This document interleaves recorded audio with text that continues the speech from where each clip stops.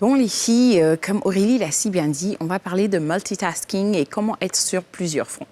Déjà, c'est pas parce qu'on a un plateau de femmes, mais je pense que les dames, déjà, ont cette qualité innée de pouvoir gérer plusieurs choses à la fois. Oui, c'est exact. Oui, c'est exact. Non seulement on donne la on te vie, contredira après on pas. doit gérer la maison, et puis maintenant, on a des carrières professionnelles aussi à gérer. Donc, je pense que c'est déjà des qualités qu'on pense que les femmes ont, mais je pense que tout un chacun peut effectivement gérer plusieurs fronts s'il s'organise comme il le faut.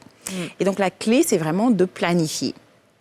C'est pas de mettre 15, 16, 17 trucs dans le programme et après, vous n'avez aucune idée de comment et de quand. C'est d'avoir un planning très, très, très précis, même prendre du temps pour dire, bon, ça, c'est cette partie-là, je vais manger. Là, c'est le temps aussi de déplacement. Parce que très souvent, les gens ils font du planning et après, ils se donnent 30 minutes pour arriver à une destination, sans compter les embouteillages, sans compter les imprévus. Mais il faut vraiment compter tout ce temps-là. Et après, ici, surtout avec les rendez-vous, tu ne maîtrises pas forcément, tu maîtrises ton planning, mais pas forcément celui de l'autre. Et donc, c'est de prévoir toujours un bloc-notes, un stylo, son ordinateur. Vous me voyez tout le temps. Dès que je suis quelque part où j'ai 1 minute ou 15 minutes et je vois que, bon, le rendez-vous ne va pas se passer à 13h, c'est plutôt 13h30, j'utilise ce temps-là pour faire une autre tâche. Mais il faut toujours mettre des tâches rapides dans son programme. C'est-à-dire, tu as des tâches de 1 heure où il te faut vraiment un environnement stérile, où tu es concentré, mais des tâches, par exemple, des messages, parler avec nous, des mails, des trucs comme ça, un truc rapide que tu peux faire en 30 minutes en temps de pause ou bien si tu as des appels à faire, tu peux même les faire si tu es dans les embouteillages et que c'est pas vous qui conduisez, par exemple, vous êtes dans un taxi. Donc, essayez d'avoir ces tâches rapides-là, mais vous les mettez dans des temps de pause ou bien des temps où vous avez peut-être 15 minutes d'attente et tout ça. Et donc, la deuxième chose, c'est de clairement voir sa liste de tâches à faire, comme on dit, une to-do list. C'est-à-dire pour ne pas après se rendre compte, ah mince, j'ai oublié telle et telle chose. Et donc, le cerveau, à un moment donné, il va se concentrer sur les tâches, disons, primordiales. Donc, c'est d'écrire vraiment tout ce que vous avez à faire dans la journée et de l'avoir dans un endroit visible, que ce soit votre téléphone, que ce soit sur une feuille. Et à tout moment, vous consultez pour vous assurer que vous avez pu faire tout ce que vous avez à faire. Et après, c'est de regrouper les tâches. C'est-à-dire que si, par exemple, vous pouvez faire ou bien écouter un podcast pendant que vous mangez, vous pouvez le faire, si c'était déjà dans votre planning, ou bien si vous avez 2 types de tâches que vous pouvez rapidement faire ensemble, c'est de les regrouper de la sorte.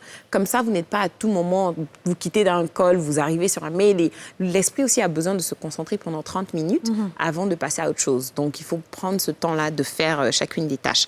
Limiter les distractions, parce que déjà, vous avez un programme chargé. Et donc, si vous avez encore des distractions avec les réseaux sociaux, le portable qui sonne, ça devient encore plus difficile.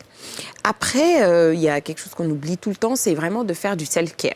On ne peut pas être une machine, on n'est pas des machines. On ne peut pas être de 8h à minuit en train de travailler, de courir non-stop. Donc, c'est de vraiment prendre ces temps de pause-là et vraiment avoir une pause, quoi. Et après, même les soirs, se déconnecter, surtout les écrans et tout ça, ça fatigue. Parce que pour pouvoir être sur plusieurs fronts et vraiment faire du vrai multitasking, votre physique, votre mental doivent être en pleine forme. Et donc, il faut prendre soin de soi.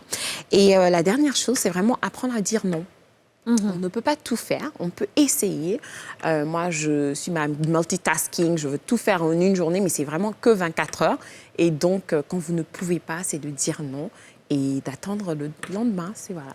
Il reste l'autre journée qui arrive. Exactement. Ouais. Et puis, je pense que maintenant, même avec les to-do list et tout ça, les téléphones nous ont facilité la tâche. Il y a des agendas. Et il y a plein d'applications aussi. Il y a des applications. Pour vous organiser. Ça te tout rappelle ça. quand c'est l'heure, ça te rappelle. Exactement, pour ne pas J'ai vu oublier. qu'il y a une sorte de méthode qu'on appelle la méthode Pomodoro, qui dit que chaque tâche peut s'accomplir, en fait, certaines tâches, tu te donnes 25 minutes sans rien faire d'autre que cette tâche-là. Et au bout de 25 minutes, quand tu finis, tu fais une pause de 10 minutes et tu passes à autre chose. Oui. Tu as essayé?